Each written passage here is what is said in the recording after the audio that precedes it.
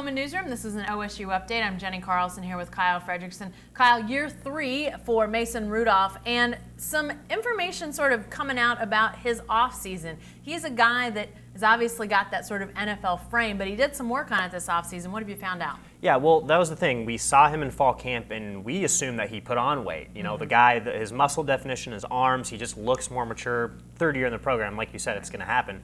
But truth be told, Mike Gundy said he's actually lost about 10 pounds and just becoming more leaner, becoming more fit. I mean, anyone who's going to, come into a college football program, those things are going to happen over time. But for Rudolph, who came in and, drew comparisons to Ben Roethlisberger just with his frame and how thick he was, I think this year he's maybe taken it back a little bit and has become a little more lean. And one area of his game that it's got to improve is his scrambling ability, his ability to extend plays. And even though it was just Southeastern Louisiana, we saw him do that a couple times on Saturday. Well, I was going to say, obviously the opponent, the level is not what it will be coming up. Central Michigan this week, Pitt the following week, and then on into the Big 12 schedule. But we did see that scramble around the end zone that ended in a Juwan Seals catch in the back edge of the end zone.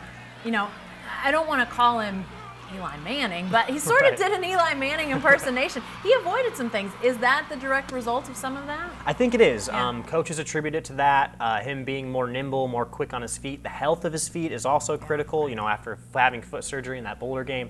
A Baylor game, cracking a bone in his foot.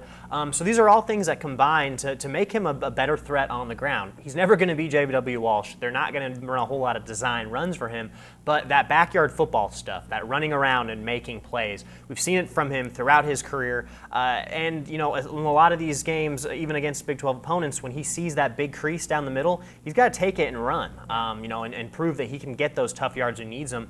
We even saw him last year in the opener against Central Michigan. One of the turning points in that game was in the second half is when Rudolph took the ball in himself and made a couple guys miss and barged in. So he's got that big frame still. He's a big, strong, powerful guy, but just becoming more lean, I think, is going to help him in the long run for making plays for this team, especially if the run game continues to struggle. All right, be sure to check out Kyle's story on Mason Rudolph changing his frame in the offseason. Be sure to stay with the best coverage team anywhere at newsok.com and every day in the Oklahoman.